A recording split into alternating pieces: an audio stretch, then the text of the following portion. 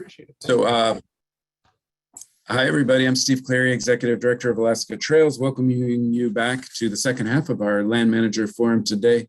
Thanks again to the BLM for their ideas and support of this ongoing event. This is our third year. We only had one in person before we switched to the other varieties, so we're hoping to do that again soon. We're excited to have a robust panel to talk about funding this afternoon.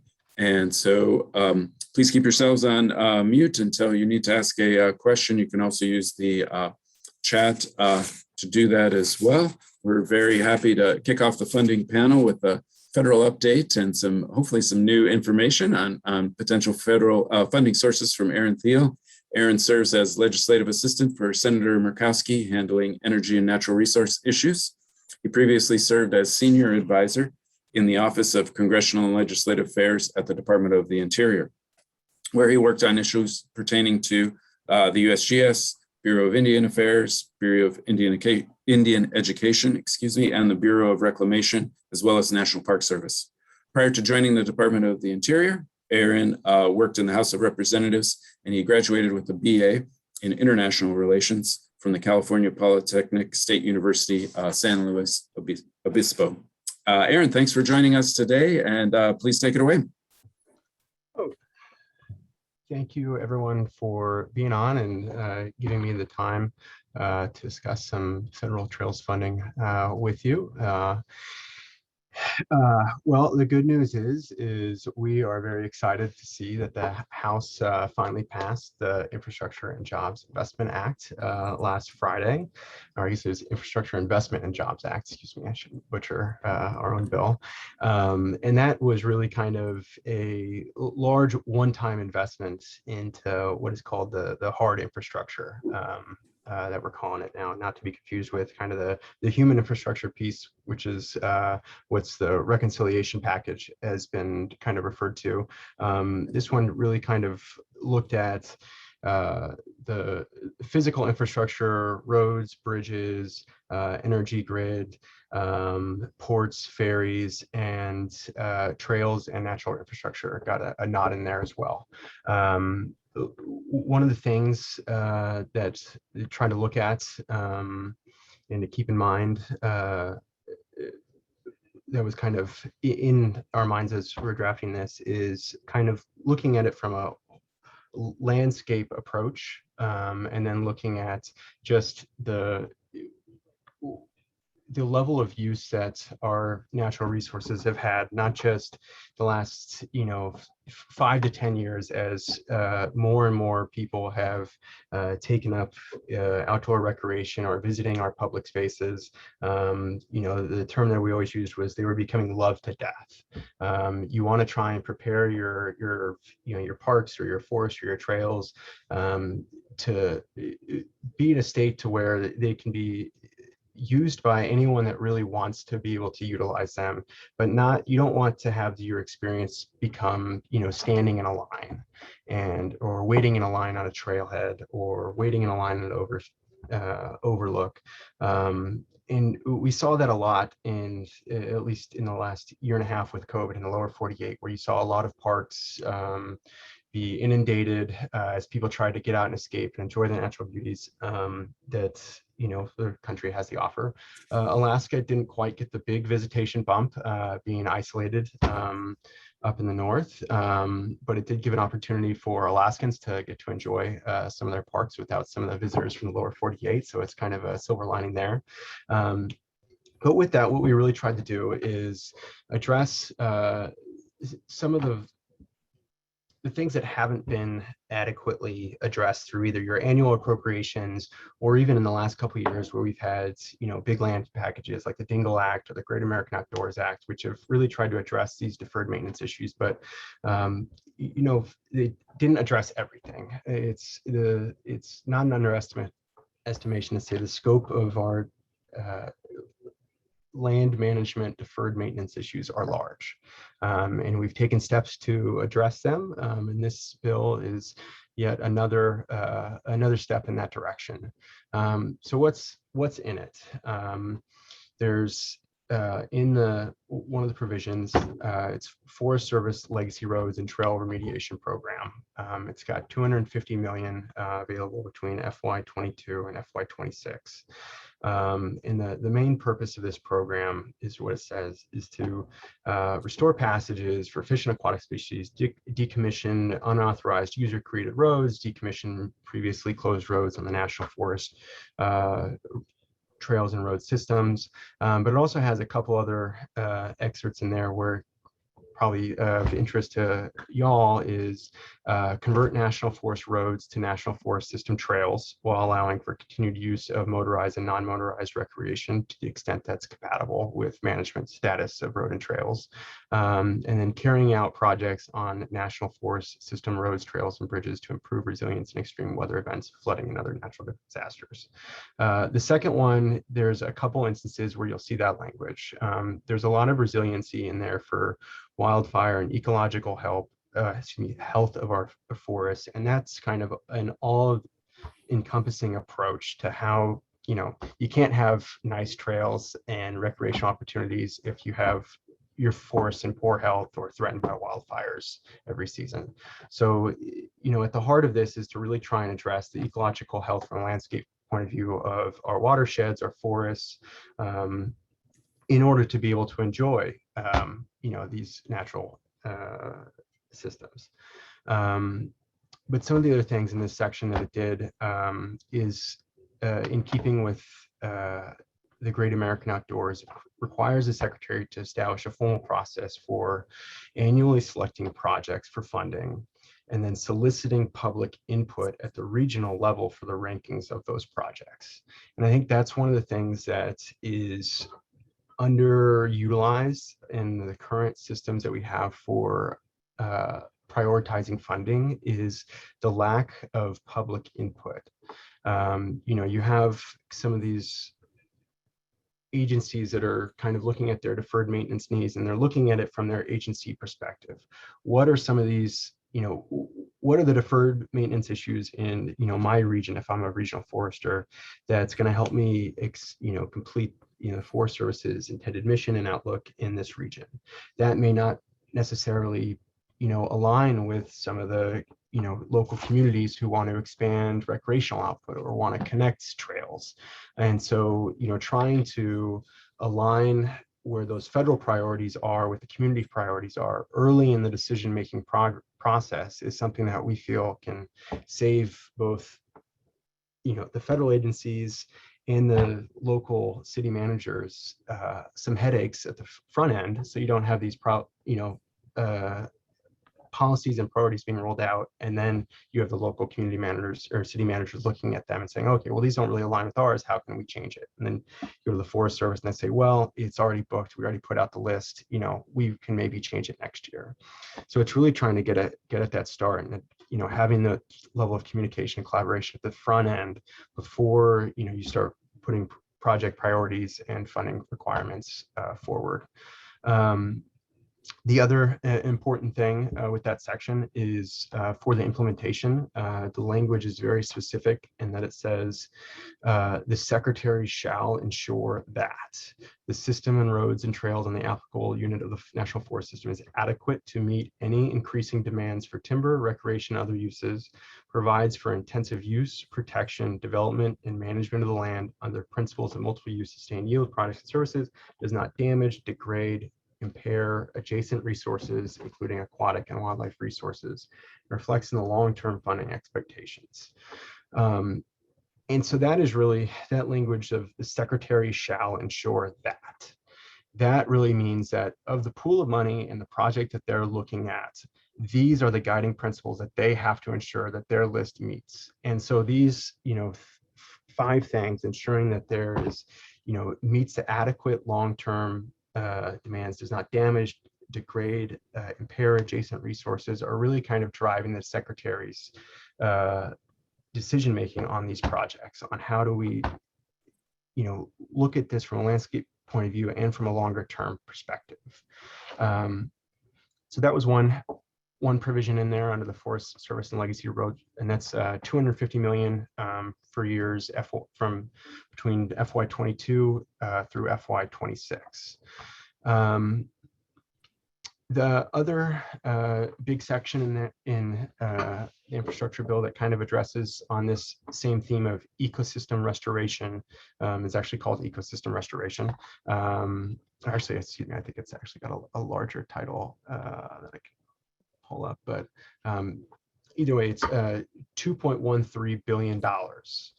Billion with a B, so much larger than the 250 million. And that gets broken down in, it's also from FY22 to FY26. And it gets broken down a few ways between Interior and USDA for a couple of things. First is restore ecological health on projects that are not less than 10,000 acres. This is partnering with state and community stewardship agreements. So large scale projects, and it's got funded $200 million for states and Indian tribes for implementing restoration projects on federal land to with good neighbor agreements. 400 million for assistance to facilities for purchasing products and byproducts for ecosystem restoration, 400 million for state and Indian tribes for implementing voluntary ecosystem restorations on private and public lands, 200 million for invasive species, let's see, 100 million to restore, prepare, and adapt recreation sites on federal land, Indian forest land, and rangeland. This includes 45 million to DOI and 35 million to USDA for this purpose. And then in addition to the 20 million going to USDA, there's 20 million for Forest Service public use cabins operation and maintenance, as well as that some of that funding can be used for staffing of staff to go out and maintain those cabins. And then 200 million for national revegetation efforts on federal lands. And so that's another big part of the surface transportation, or excuse me, of the infrastructure bill that I did not particularly work on, but is stuck in the surface transportation part of it. But it's actually included in that is the recreational trails program, which provides money to the states each year through the federal highways for states to provide funds for projects that are on their statewide lists. And so obviously, with the Surface Transportation Act included in the infrastructure bill, this program was reauthorized. It also had a couple of, it had a report which is actually very important for the future of the funding of this program. It calls for a report that's not later than 1 year after the enactment, the secretary shall carry out an assessment on the best available estimate of the total amount of non-highway recreational fuel taxes received by the Secretary of the Treasury and transferred to the Highway Trust Fund for recreational purposes. So it's trying to look at how much non-highway recreational fuel taxes are coming into the Treasury under this program and how much are going out for this program for the recreational tools program, or excuse me, recreational trails program. And then the report calls for an evaluation of the current recreational trails program and the funding and the level of funding that reflects the amount of non-highway dollars, excuse me, an evaluation of the current recreational trails program funding that reflects the amount of non-highway dollars recreational fuel taxes collected and transferred. So it's trying to identify where those funding short gaps are that are currently there, and how Congress can attempt to fix it. And so we don't have to rely on these larger infrastructure packages to kind of keep up with some of these stopgaps on some of these funding. The other big news is obviously this is the infrastructure bill. There's a lot of there's some other funding in the reconciliation bill. What that is or kind of where those negotiations are, I probably can't tell you. It's like my latest analogy for the last week has kind of been it's a black hole essentially. I'm trying to read. I'm keeping up on what's going on, what's in and out of it as I'm reading in the newspapers each morning. We'll see what happens if the House can pass it this week or if they wait till December. But we're trying to keep tabs of what it's going to look like in the Senate. It sounds like there's going to be some pretty substantial changes. So, I'm not too keen on glossing over a 2,000-page bill for a second time to only have to reread it once it comes over to the Senate side. So, but the other big unknown really is the annual appropriations process. This was an interesting year with that, not just there was the first year for earmarks, but it was kind of right in tandem with the infrastructure bill. So the infrastructure kind of sucked a lot of the steam out of the room for approps, but they went through. It was kind of somewhat of a partisan process. We did not have a markup in some of them. The Chairman Leahy just released the committee marks for the 9 remaining Senate appropriations bills. The big unknown that we have this year is what's going to happen. The deadline for government funding is December 3rd. Obviously, that's right when we come back from Thanksgiving. So I think if I were a betting person, I would bet that it's unfortunately going to be a CR, whether it's a long-term or a short-term, which is unfortunate because you really don't achieve anything under a CR. You get previous year's funding and you don't get any of the authorization changes or some of the necessary changes that you need in the appropriations process. But that's kind of still waiting to be seen. And certainly we're hopeful that we'll get some sort of a larger funding package put together. But I guess the good news that I have to share is that the infrastructure bill is passed, and I think it's passed 3, so it's been signed into law for about 2 hours now. And happy to kind of answer any questions that I have or that you all have. But I appreciate the opportunity to kind of chat here today. Great. Well, thanks, Aaron. And I'm going to have Ben Huey unmute because he kind of took the words right out of my mouth. But I'll just say thanks to you and Senator for all your hard work, and then pass it over to Ben for the question that he shared in the chat. So go ahead, Ben. Yeah, thanks, Aaron. That was a really great summary. A massive, massive bill, and we really appreciate Team Murkowski getting that across the finish line. Super exciting to see. I just want to check in, see how y'all want to stay in the loop. We're super excited to start on the project work, turning this stuff, this money into great projects on the ground throughout Alaska. We can keep you updated if you want. Check-ins every once in a while. Yeah, what do you want to know?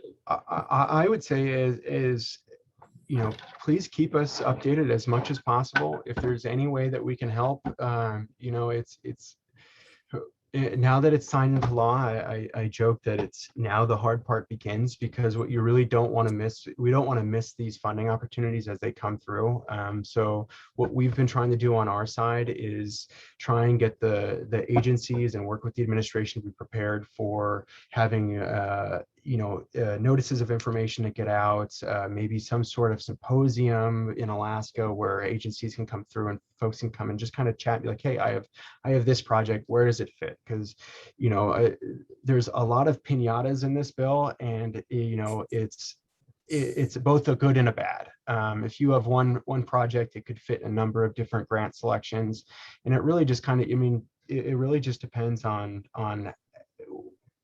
what you're trying to do and how you kind of phrase it, because it's that early conversation with the agencies, with the state. The state is also a player in this because a lot of funding goes through the state. So making sure that you're talking with them and making sure that your projects are on their project list is always a good start. That was one of the big things that we ran into with some of the requirements for earmarks for this first year, is that a lot of the requirements I'll say the earmark requirements were established at the committee staff level. So each subcommittee had its own requirements for how they wanted the earmarks to go, from the available non-federal match to who can get it, which line items are available for funding. So it was really kind of a more stricter. It wasn't like the heyday of congressional earmarks where it's like, we want $1 million here for this project. It was, we have this project that's on the state's it's on the state's list. They have it's got the backing. It can't go to a for-private entity, and a lot of at least in the interior subcommittees, there was a big federal match, there was typically a 50-50 match requirement, which ended up causing a lot of the projects just not to be viable. But I guess I'm going off on a tangent, but going back to your original question, we want to be as helpful as we can. If you guys apply for grants, let us know. If we can write a letter of support, we're happy to do that. But if there's, if we can have a poke or a nudge of some federal agency or someone to say, hey, this great program applied for this great grant, and we'd really like to see it come through. Is there anything else that is needed from the proponent? That's kind of the only email. That's all we have to say, and it kind of it gets them spinning their gears and starts the process. So we're happy to be an advocate for trying to steer some of these dollars back to Alaska, because this is where the tough part begins, because it's all either formula or competitive grants. And so if we can help grease the skids on some of these as much as possible, as much as we're allowed to, we're happy to be that advocate, frankly. Awesome. Thanks for that follow through. Appreciate it. Thanks, Aaron. And it's interesting, so there's the RTP program. It's been around for a while. A lot of us know that process. There's the Great American Outdoors Act. It's a couple years now, and there's the process for that, as you highlighted, and Sharon Syme's going to be talking about that. But trying to figure out if there's anything in the next infrastructure bill that would create another separate funding stream, or as you mentioned, a lot of it's going into existing streams now with the state and federal partners. And so to that end, Chris Beck was asking about, when we're working with the state, do you know how much flexibility that an agency like the DOT would have to use their transportation funding that might come through the STIP or other entities for trails? Like when it says transportation, do they have the ability and the flexibility to use that for trails and non-motorized transportation? That is a great question. And I am not our transportation person, so take it with a grain of salt. I guess candidly answer your question, I don't know off the top of my head. I know that there was some talk into how you can better align some of these dollars, especially since it's dollars that are going to the state, and the states are really determining how it's being used. So if a state determines, in my mind, if a state determines that they want to use this transportation funding for trails, and that's, if it's the same amount of money, I don't, I could see as they would allow that to happen, but I don't off the top of my head whether or not that's an allowable use. I can take that back to our transportation staffer and see if she knows off the top of her head whether or not that's allowable use for federal highway. Yeah, that would be great. That would be great. We've got time for one more question for Aaron before we let him get back to his busy schedule. Does anybody have one final one? Steve, I'll jump in with a point. Hey, Aaron. Appreciate the update on all the money coming in, and it's interesting to hear maybe some evaluations of the RTP program. One of the issues I'll flag for transportation and you is it was nice to hear the Forest Service looking at roads, looking at trail systems, but at the state level, we're barred from current RTP protocols from using any of our monies to go towards maintenance and repairs of logging roads that over 100-year period of time may be used about 10 years out of that 100-year period of time. So 10% of the time they're used for logging. The other 90% of the time they're providing critical access for outdoor recreation needs, the whole gamut: subsistence, hunting, fishing, berry gathering, skiing, snow machining, all sorts of stuff, ATV use. And we're barred from using those RTP funds on anything that's classified as a road. But, there's only so much gravel on a road, and you grade it for 40 years, the gravel's going to be gone, and you want to replace that gravel, or you want to do some brushing along the ditches, repair some culverts that have blown out.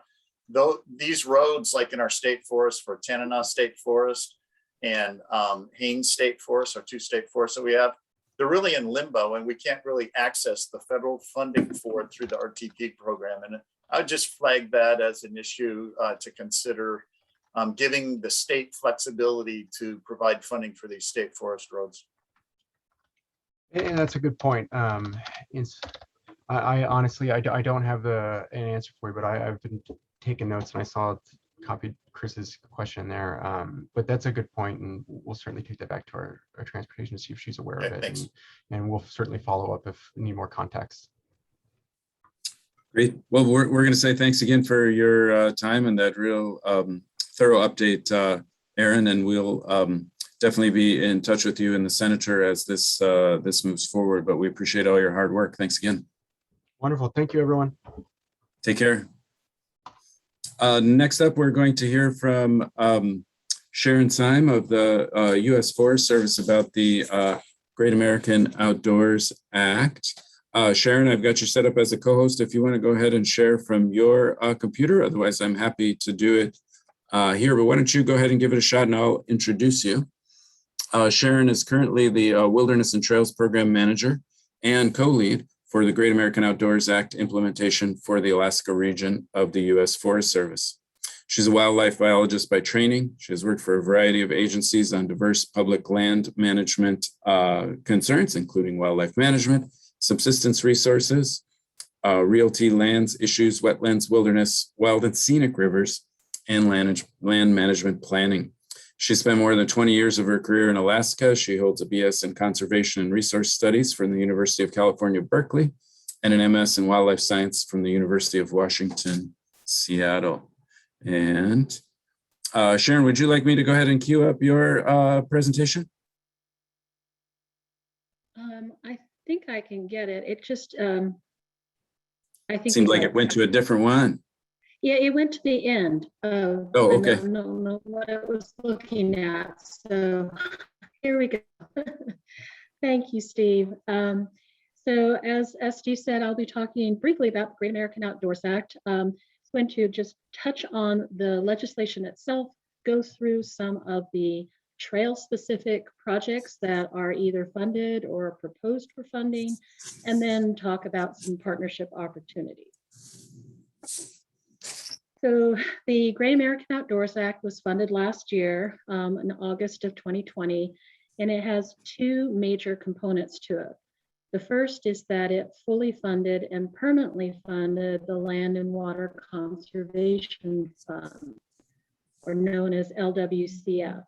And this is these funds go to both the states and to federal agencies in support of parks and recreation and access to public lands for recreation purposes. I am not going to be talking about LWCF today. So what I am going to be talking about is what the legislation calls the fund, the Public Parks and Public Lands Legacy Restoration Fund. So this part of the legislation is providing money to 5 agencies from 2021 through 2025 for 5 years. They, in the Department of Interior, it funds the National Park Service, which gets the lion's share of the fund. They're getting 70%. It also funds the U.S. Fish and Wildlife Service, the Bureau of Land Management, and the Bureau of Indian Education. In the Department of Agriculture, the Forest Service gets 15% of the fund, or about $285 million per year, 2021 through 2025. And this is agency-wide funding. The focus of the Great American Outdoors Act is on fixing things, fixing existing things. So our existing cabins, our existing roads, trails, docks, recreation sites. So why existing? Because it's really focused on what we call deferred maintenance, a backlog of maintenance. So let's say we didn't get out and log and brush that trail last year, and then it's been a couple more years, and now it's been 5 years. You can imagine the condition of that trail. That is deferred maintenance. When we can't get to the annual maintenance and things start building up and creating bigger problems. So when we are looking at funding proposals, they're focused on essentially 8 questions. Are you fixing something? And if you fix it, will it improve public use and enjoyment of that site or that asset? Is it improving access, whether accessibility or just general access to public land? And while we're at it, are we doing things that are improving some of the adjacent resources, the watershed, the fish passage, those kinds of things? We also want to be looking at projects that promote job growth during construction or afterwards. So an example of afterwards might be increased use by outfitters and guides, or potentially an indirect benefit to a community's hospitality industry because more people are coming or staying to use that asset. We should be focused on alleviating safety concerns, and we really want to be working with our valued partners, and we are using that term broadly. So it's non-government organizations, it can be local chambers of commerce, it can be tribal nations, it can be native corporations, but very broadly, are we working with our publics? It can be the state as well. And are we working and fixing things that are meaningful to our local communities, the things that they want to have fixed up? So let's swing to trail projects.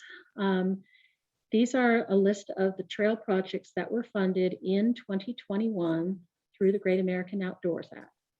Now, with a new program, a change of administration, late appropriations, COVID, and many questions about, can I use the funds for this or can I use the funds for that? Things did get delayed and we didn't make as much progress on the ground as we had hoped for. However, we are really well positioned for 2022. A lot of the wrinkles have been ironed out. We have crews ready to go. We have grants and agreements in place. We have contracts in place. So we do expect that in 2022, we'll see a lot more on the ground work. We had a similar story on the Tongass National Forest. First of all, I'd like to point out that these trail projects, both on the Chugach and on the Tongass, are spread out across multiple ranger districts. And again, some of these were always planned to be multiple year projects. For instance, the 2 projects on Amity Island, they never expected to get these trail projects completed in a single year. So they are planning on using the funding over multiple years in order to accomplish the work. We want to give a shout out to the Sitka Ranger District. They got 3 of their projects completed this year, which is really great. And the community has noticed and is excited about the improvements that they're seeing. And I did want to just mention what's happening on Titan Trail. This trail is out in Hyder area. So, with COVID, it's just been extremely logistically difficult to get out to that remote community. Plus we have border closures with Canada out there, and there's also a land ownership issue that we are working through. So we do expect to work on Titan Trail, but we are needing to work through some other complexities before we get to that one. So let's look ahead for 2022. We're going to have a lot of trail work happening in 2022. So we have all those projects from 2021 that need to continue being finished in 2022. 2022, we call these proposed projects because to date, we do not have an appropriations bill from Congress. Congress has the final say as to which projects actually get funded or not. These projects, however, are all been named in the president's 2022 budget. We have expectation that Congress will similarly fund these projects, but they could always make a last minute change. But we're moving it forward under the assumption that these projects will actually receive 2022 funding. Again, you can see that all 3 districts on the Chugach National Forest have at least one trail project that will be funded. And similarly, on the Tongass, we have a number of trail projects. They're spread out across all sorts of different ranger districts. So a lot of trail activity that we believe will be happening in 2022. We also have some projects that are listed in the President's 2022 budget, projects we expect to receive 2022 funding.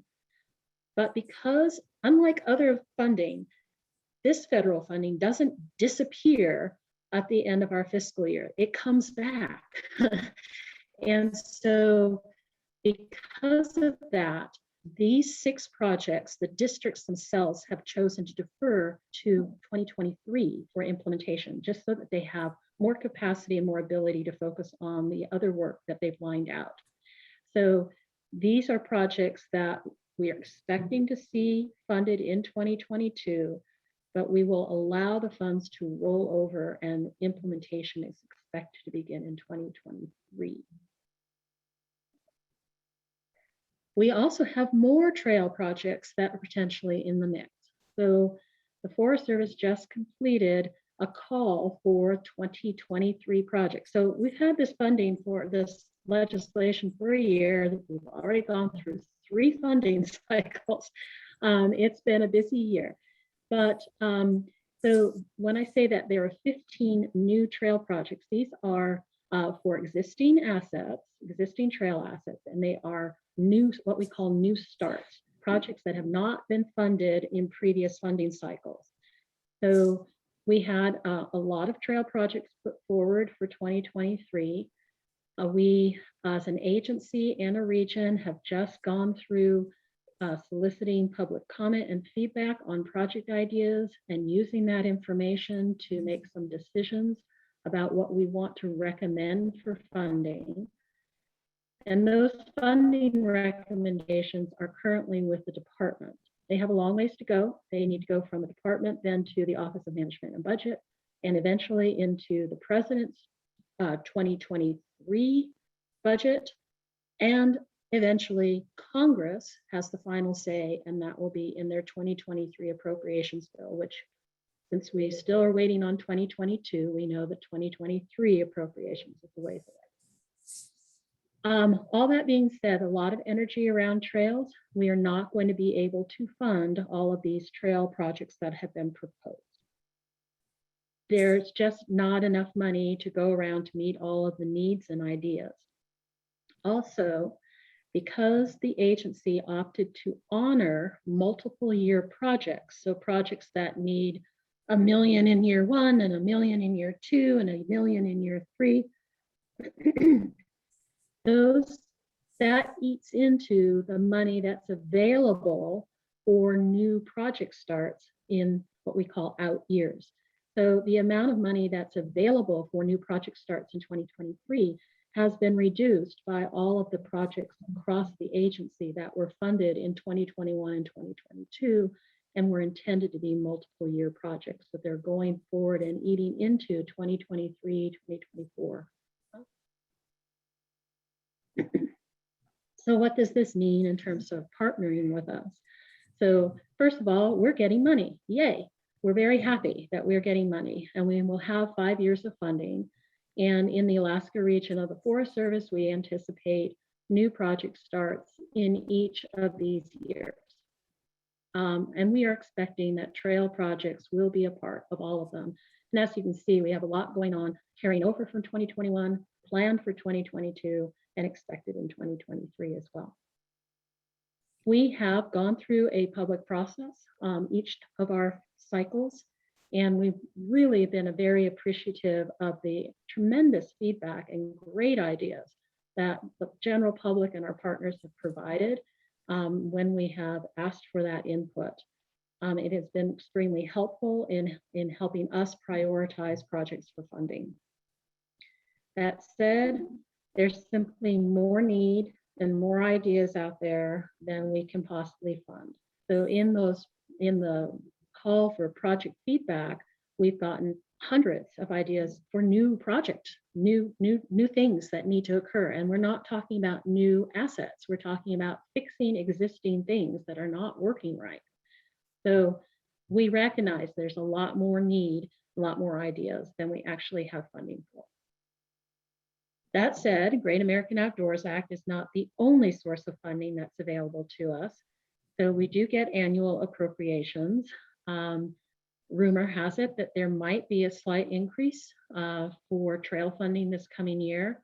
Typically, we've used these funds for annual maintenance, but they're also important for setting up grants and agreements or contracts associated with trail maintenance work.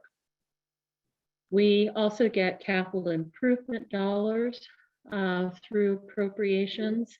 In the past, they have not been large enough to include trails, but with the infrastructure bill, with potentially some changes that are being proposed in the Appropriations Act, there's a possibility that new trails, and now we're talking about new trails that don't exist on the ground, new trails or new trail bridges potentially could be funded through capital improvement dollars. There's also the Federal Lands and Transportation Program, which got a slight increase in the infrastructure bill. Roads will likely take the vast majority of those funds, but it's possible that some trail work could be funded through that program. And then we also have the Legacy Roads and Trails program, which is being reinstated. It used to be around. It's been gone for 2 or 3 years, and it's being reinstated through the infrastructure bill. There's also in one of the many drafts of the human infrastructure bill, the reconciliation bill, it also had money for legacy roads and trails. So it's potentially there could be some sort of large amount of money, but we at least know in the infrastructure bill, legacy roads and trails is back. Again, roads tends to get the lion's share of it because it's focused on reducing sedimentation and improving fish passage and things like that. But trails can also be funded through that. So the main thing is that we need to talk.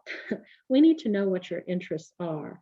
We need to be able to continue to have dialogue in order to align better with your interests and knowing what our funding sources are and what kind of projects we have on the hopper. So we really need to move that over. We need to really align and reach out and align your interests with specific projects or specific programs about which you're interested. We want to continue to have conversations so that we have a better understanding of your priorities for the future. And, we've got implementation happening 2023, 2024, and beyond that. So again, it's really important that we understand what your interests and ideas are and that we can build the connections and see what we can do to marry up with you, our interested partners.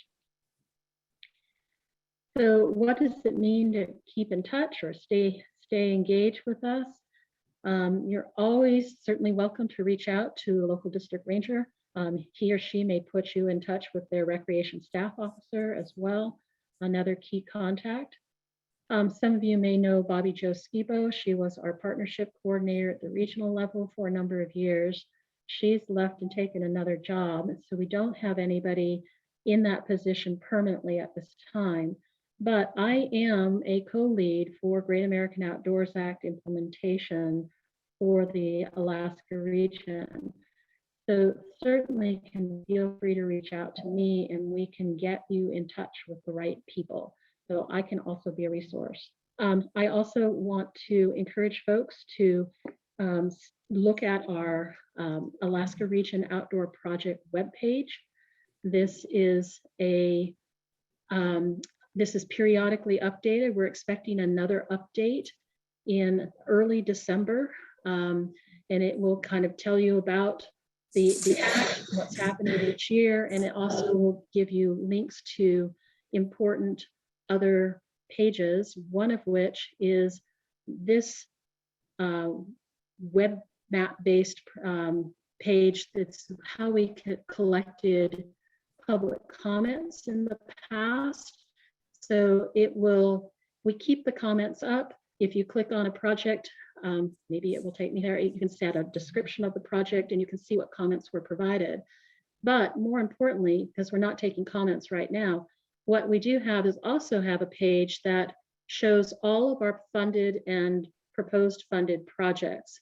And again, you can zoom in on those. And when you click on them, you get a project description, and we periodically update the status of that project. So you can know if it's going out for contract, if a contract's been awarded, if it's, work is ready to happen on the ground, or if it's complete. So it is a way that we are trying to communicate with people the status of these projects. With that, I will stop sharing my screen. And I don't know that we have time for questions. Yeah, let's perhaps answer questions. Sure. Thanks very much, Sharon. I think let's let the rest of the presenters go, and anybody who wants to save a question, they can put it in the chat right now. But thank you very much for your presentation. The Great American Outdoors Act is really exciting, and we're happy to have you here today talking about it. So thanks again. I'm going to introduce our next presenter, which will be Katie Sechrest. Katie has been with the Alaska Department of Fish and Game for 20 years. She is currently working for the Division of Wildlife and Wildlife Conservation, and will be providing information about the ADF&G Hunter Access Program. Katie, I hope I have correctly made you a co-host and given you the ability to share your screen. I do have your presentation in case that doesn't work out, but please go ahead and give it a try. I do know that in our panel coming up on the projects that one of the projects funded through the Hunter Access Program will be highlighted. And so really excited to have Katie here. So please take it away. Thanks. Can you guys see my screen all right? We can. Looks great. Okay, perfect. Well, thank you. Steve mentioned my name is Katie Sechrest. I am with Department of Fish and Game, Division of Wildlife Conservation. And I'm here to talk to you today about our Hunter Access Program. As many of you may already know, our program receives funding through the Wildlife Restoration Act, more commonly known as the Pittman-Robertson Act. This is an excise tax on the purchase of firearms, ammunition, and archery equipment. These tax funds are collected by Fish and Wildlife Service, and then they come to each state's wildlife management agency. So in Alaska, that means Fish and Game Division of Wildlife Conservation is the only entity that can receive and spend these federal funds.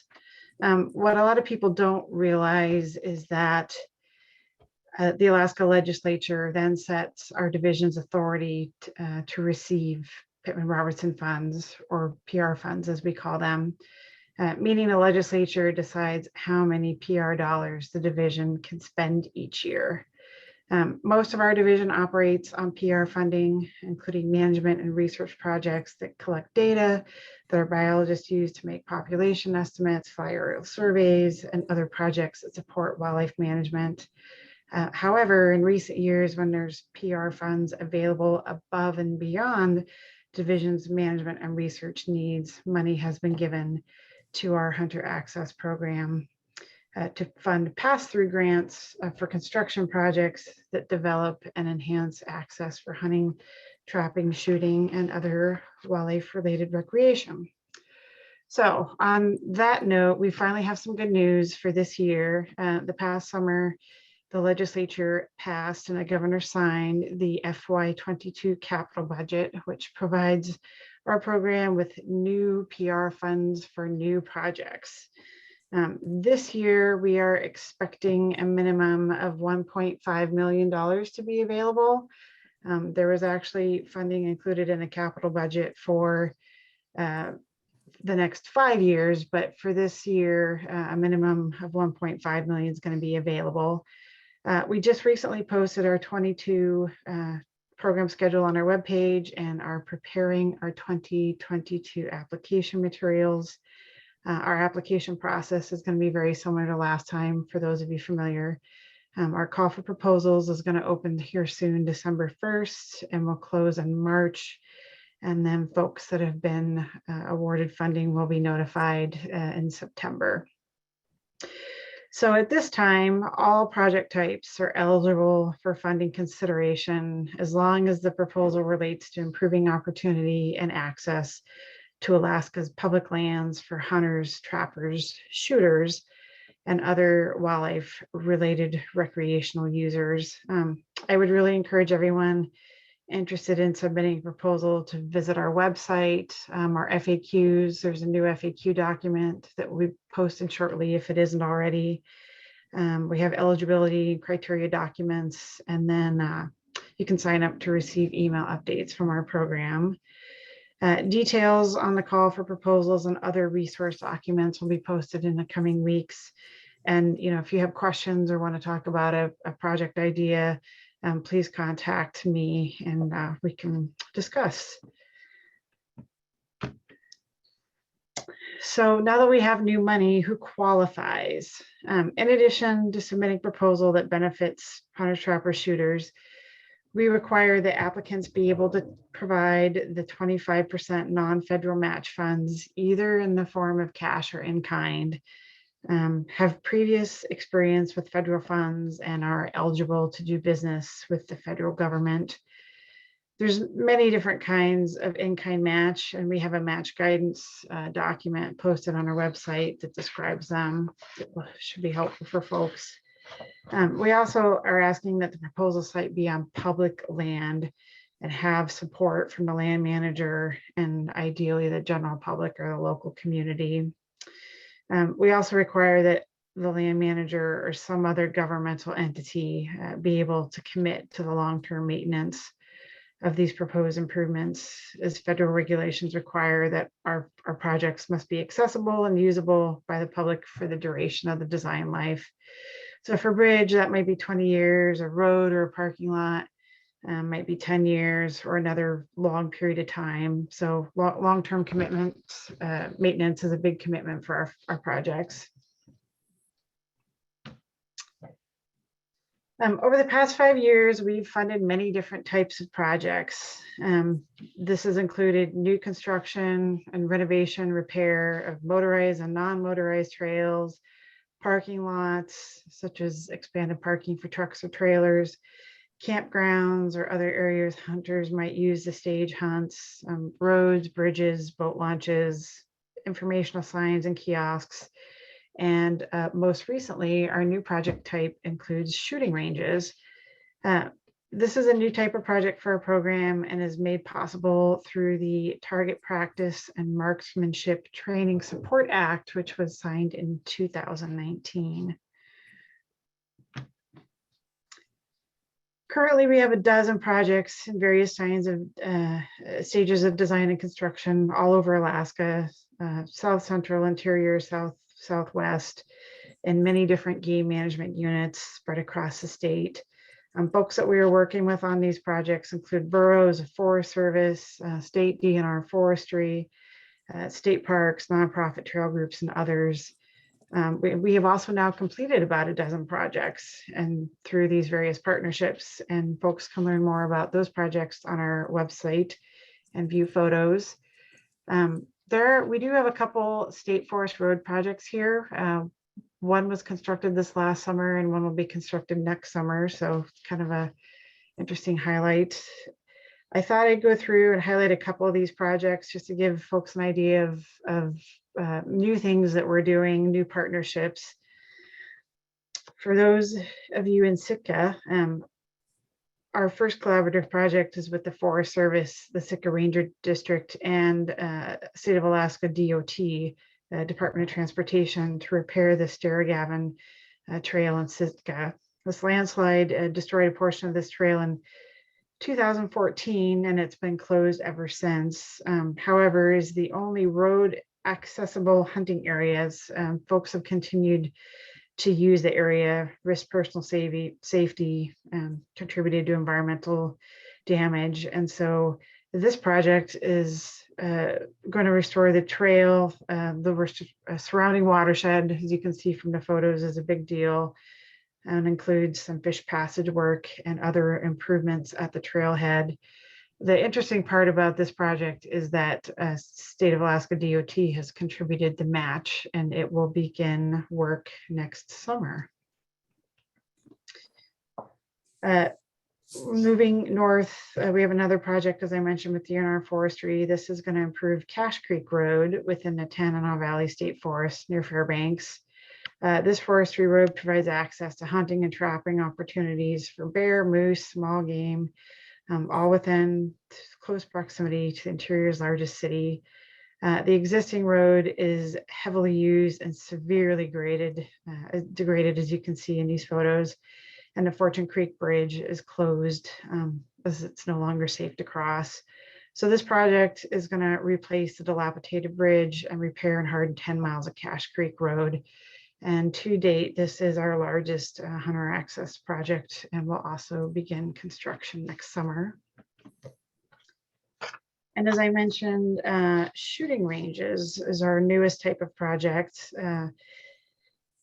This is a collaboration with the Fairbanks North Star Borough to fund improvements at the borough's shooting range in South Fairbanks. This project is going to develop the 300-yard range into 2 separated areas to accommodate more users and allow training classes and public use concurrently, as well as improve safety in accordance with NRA standards. This project is going to construct protection berms, downrange paths for target access, replace the roof structure, and add informational signs. And I'd like to just kind of point out that what really makes this project possible, as well as any type of shooting range project folks may be interested in, is that it expands the utility and capacity of the facility to accommodate more users, which is kind of the whole crux of the Target Practice and Marksmanship Training Support Act. The Fairbanks North Star Borough is our partner in this project, providing the match, and work on this is going to begin next year. So these are just a highlight of the few different types of projects or programs funded in the past. Information about things we're currently doing and projects that are completed are on our website. Visit our grant application page. New materials are going to be posted soon. And feel free to contact me with questions. I'm happy to walk through. As I mentioned, any type of project at this point is eligible for consideration, but I'm happy to talk to folks about their ideas. And we're really looking forward to funding some new projects and some great new partnerships here in the future. Awesome. Thanks, Katie. Thank you for staying right on time too. That's amazing. Thank you for the good news that the project proposals will begin on December 1st. And so I shared your website as you did in the chat. I hope people will check that out and pass that information around. I'm going to quickly move us to our final presenter, who is Ricky Gies, and he'll be presenting on a few different grant programs, but let me introduce him first. I think most everybody knows Ricky Gies is the director of Alaska State Parks and Outdoor Recreation. Prior to this position, he served in various nonprofit executive management positions for 20 years, including as the ED of the Kenai River Sport Fishing Association and the Kenai Convention and Visitors Bureau, as well as the museum manager of the Kenai Visitor and Cultural Center. He also served as a park ranger at Kenai Fjords for 6 years. He holds a master's and bachelor's degree from Stanford University in biology and a certificate in nonprofit executive management from the 4-Acre Group through UEA. He has extensive service on various boards and commissions relating to natural and cultural resource management. He and his wife, Bunny Swan, reside in Kenai.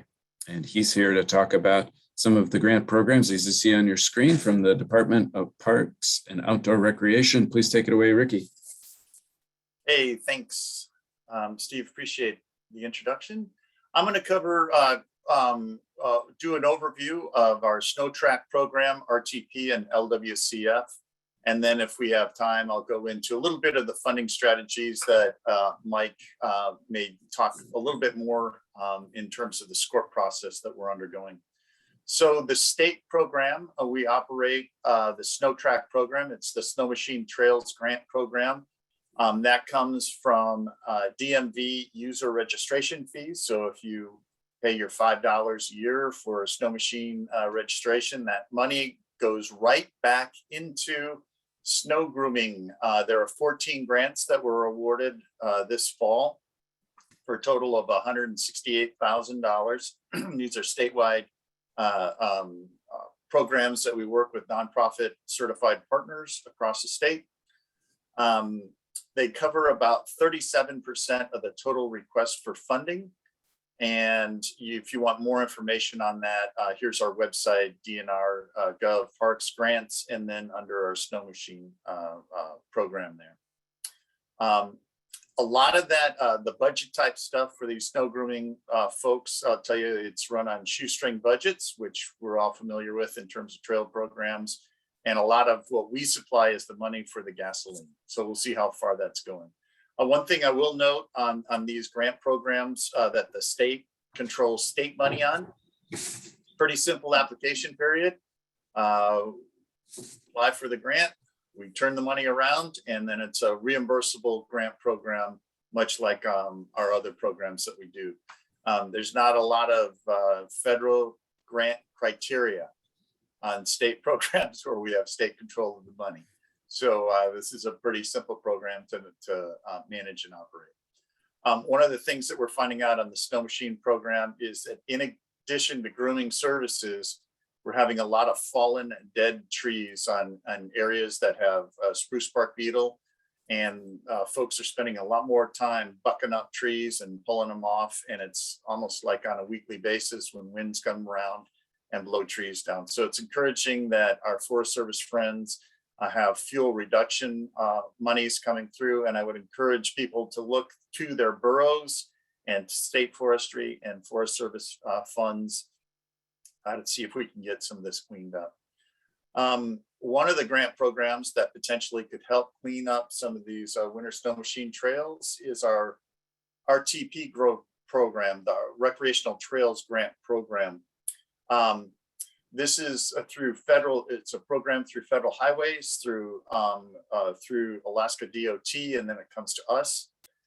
We get about $1.2 million annually. These are competitive grants that get reviewed by the ORTAB board, which is the Outdoor Recreation Trails Advisory Board. And the ORTAB board ranks and does an evaluation of these. And then as director, I move these, evaluate those, make sure we're all on track. And then we move these to federal highways. Now, federal highways, it's important to understand, is the final arbiter of what is accepted, what's not, what needs to get more homework on. And sometimes people think we're the ones saying, hey, you got to do more homework on something, and it's actually federal highways, and we're kind of we're the messenger on that. These recreational trail programs have kind of three categories of money that we can distribute: motorized trails, non-motorized trails, and diversified. And diversified means it could be winter or summer. It could be a snow machine and ATVs, or it could be ATVs and hiking. You know, it could be bicycle and motorized bikes. All that's what diversified means. These grants are open to government and nonprofit organizations. And we have an open period right now through December 31st. And if you do want to get your grant in, the final date to get public notice out, because it requires 30 days public notice, is November 30th. So this is quickly coming to a close here. Again, this is, if you go to our state website under Parks, Grants, and Trails, it talks about the Recreational Trails Program. I want to say, are working to make the RTP program application process easier and more effective for applicants into the state. We've been, last couple of years, we've gone back and forth. We get grants, we submit them to FHWH. And then they give us back, hey, you need to do this, you need to do this. And so there's been a lot of interaction between us and applicants and us and the federal grant administrators. And so if you go and apply this year, there's a lot of new things that are going to try and streamline the process. So you apply your application, we submit it, and we don't have a lot of back and forth between FHWA and the grant applicant through us. So there's a new application form. There's a new environmental compliance review form. There's a new property acquisition and easement form. A lot of times that may trip people up, is that if you're applying on state lands, general state lands through DMLW, you need to have an easement and it needs to be finalized. There's a public notice structure. There's a new budget workbook. There's a certificate to Buy America Compliance Act and Buy America guidance. That's another issue that's been common with folks. We have we recorded the RTP application overview meeting. If you're new to writing these grants or you want some questions answered, we have a 4-hour video on our YouTube channel that you can go through and look at different stuff. Tara Epperson is our administrator. She does a very thorough job on going through each aspect of the grant application. Currently, we're only accepting motorized projects, and there's a $300,000 upper limit. We've raised the limits up. The thing that we're running into is that we're not getting enough motorized grant projects to review. And to move forward, we already have full funding for a whole tranche of non-motorized and diversified grants. We need motorized trail project grants.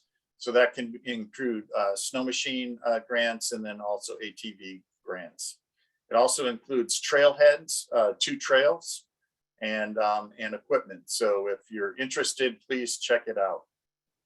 Once we hit the motorized targets, then the rest of our grants in following years will open up to non-motorized and diversified.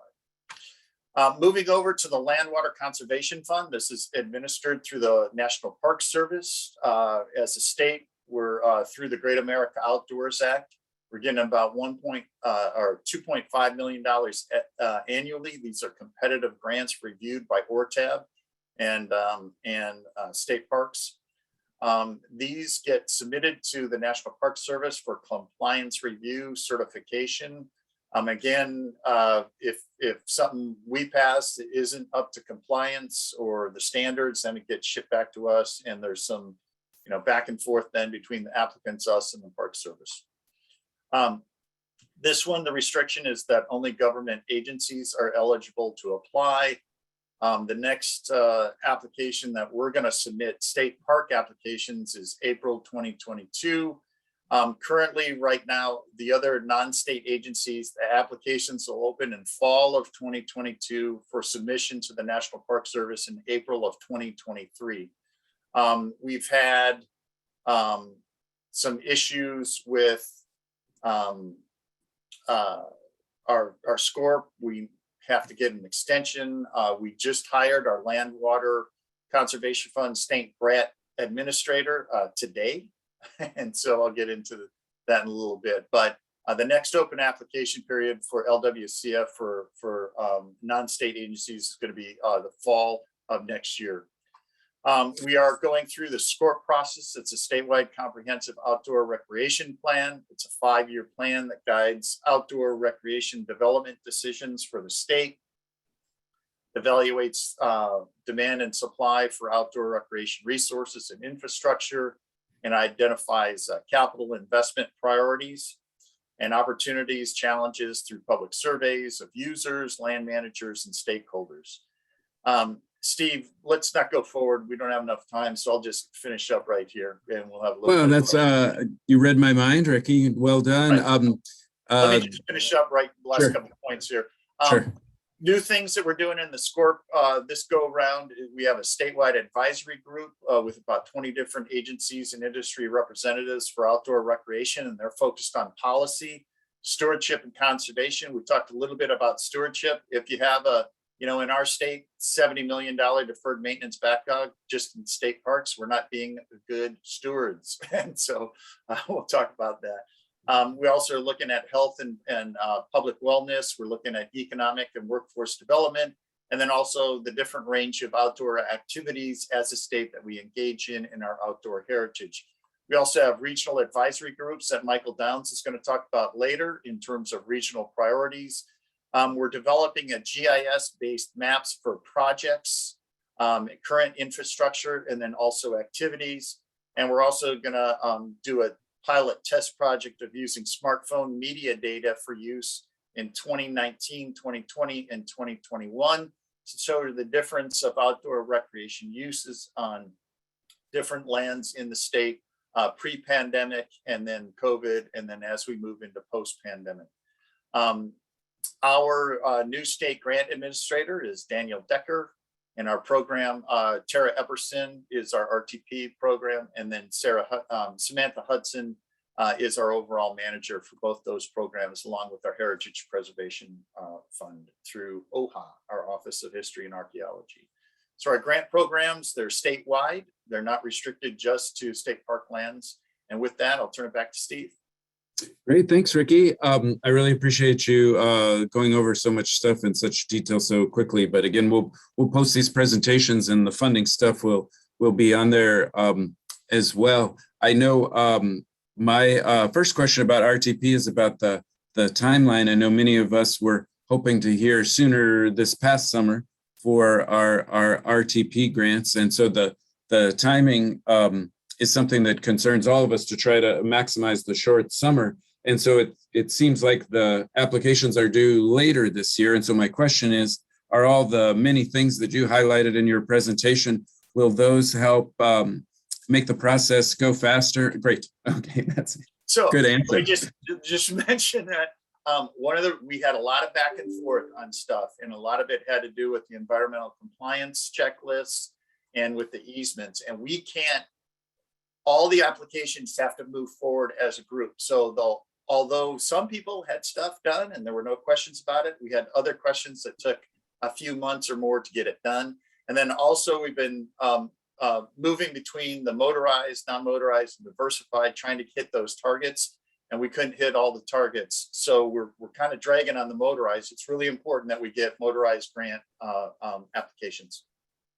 Well, I appreciate you mentioning that, and I would appreciate everybody broadcasting that out to their contacts. I know that I certainly have and will. Mariam, my coworker, emphasized again that Alaska Trails is hiring another planner to work on SCORP, which we're very excited about, and we appreciate the state's interest and investment in that to make it a real plan that can be a blueprint for years to come. I'm going to have this be the final question, Ricky, and let's see if you know it off the top of your head.